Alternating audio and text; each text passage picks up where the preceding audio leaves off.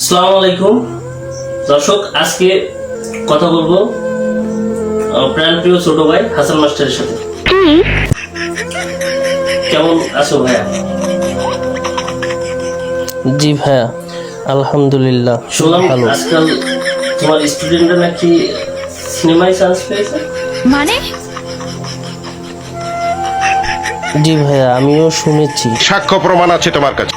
তো আমার কাছে 4টি সিনেমার দৃশ্য আছে, আসলে তুমি কি বলতে পারবা এটা কোন কোন সিনেমার এবং তোমার কোন কোন ক্লাসের ছাত্রীরা এই সিনেমাগুলো করেছে?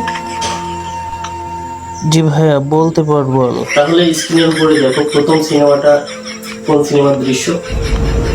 ধন্যবাদ তোমাকে আমার ছাড়ার জন্য। তুমি না ছাড়লে আমি বুঝতামই না বাবা। আমি বলো এটা কোন সিনেমার দৃশ্য প্রিয়তমা। সঠিক বলেছেন।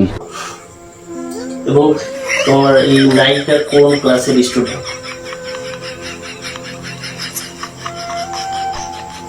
ভালো।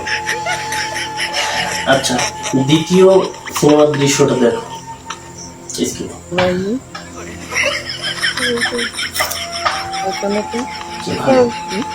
আরে স্যার, তো বলো এই সিনেমাটার আসলে নাম কি এবং এই নায়িকা তোমার কোন ক্লাসের স্টুডেন্ট? এবার আশিক বানায়া।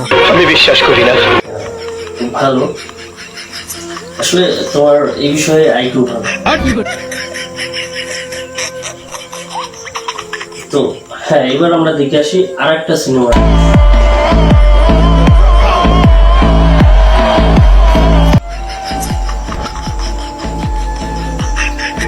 তো এবার বলো যে এই কোন সিনেমার দৃশ্য এবং কোন ক্লাসের স্টুডেন্ট?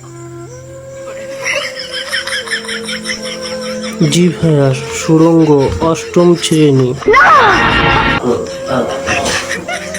আচ্ছা, আমার সর্বশেষ হলো যে সিনেমাটা দেখাবো, আসলে এই সিনেমাটার দৃশ্য দেখার পরে কিছু প্রশ্ন করবো, ঠিক আছে? ঠিক আছে, ঠিক আছে। চলো স্ক্রিনের করে দেখে আসি। আমাকে ওরা যেভাবে রেহাই দেয় না, এভাবে যেন ওদেরকে আদালত রেহাই না দেয়। আচ্ছা ভালো, তাহলে এই সিনেমার দৃশ্য। তা এখন আমার তোমার কাছে জানার ইচ্ছা হলো যে এই স্টুডেন্টরা তোমার যে নায়িকা হয়েছে আসলে কি পিতামাতা জানে এই বিষয়ে, এবং তোমার মতামত কি, এইগুলো কিভাবে ঠিক হবে? জি ভাইয়া, এই সিনেমাটার দৃশ্য হলো নব্য হামলা। মানে ভাইয়া এটা ঠিক হবে গার্জিয়ানরা যদি সঠিকভাবে ছেলে মেয়েদের খোঁজ নেয়, সঠিক বলেছেন। তারা কোথায় যায় না যায় এটা খোঁজ খবর নেওয়া, এবং তারা তো মনে হচ্ছে যে নিয়মিত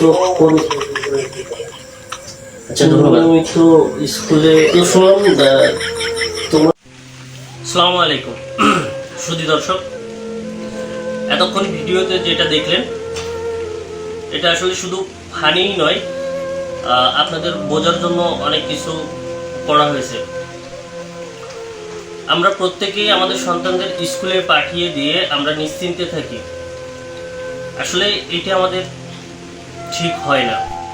আমাদের উচিত বাবা মায়ের প্রতিনিয়ত স্কুলে তাদের কি অবস্থা, স্কুলে তারা কি অবস্থায় আছে, তাদের পড়াশোনা কেমন চলতেছে, পাশাপাশি তারা যে জায়গায় কোচিং করে এই কোচিংয়েও অবশ্যই আমাদের খোঁজ নেওয়া উচিত। প্রিয় দর্শক, আমরা এই খোঁজগুলো নেই না, কিন্তু আমাদের উচিত প্রতিনিয়ত এই খোঁজগুলো নেওয়া, এবং পাশাপাশি আমরা এগুলো খোঁজ নেই না। অনেক সময় আমরা মায়ের পরে পিতারা মায়ের পরে ধরাপন দিয়ে চলে যায় যে তার মাই খোঁজ নেবে, আসলে এটা ঠিক না। মার পরে সবসময়ই ভারাপন দেওয়া উচিত না। হ্যাঁ, আমরা যারা পিতা আছি তারা প্রত্যেকেই অন্তত কিছু না হলেও মাসে 1বার অথবা 2বার আমরা স্কুলে এবং কোচিংয়ে তাদের ব্যাপারে খোঁজ নিব। তারা নিয়মিত সঠিক টাইমে স্কুলে যাচ্ছে কিনা, সঠিক টাইমে বাসা থেকে স্কুল থেকে বাসায় ফিরতেছে কিনা, কোচিংয়ে ঠিক মতো যাচ্ছে কিনা, এবং সেখান থেকে টাইম টু টাইম বাসায় ফিরতেছে কিনা।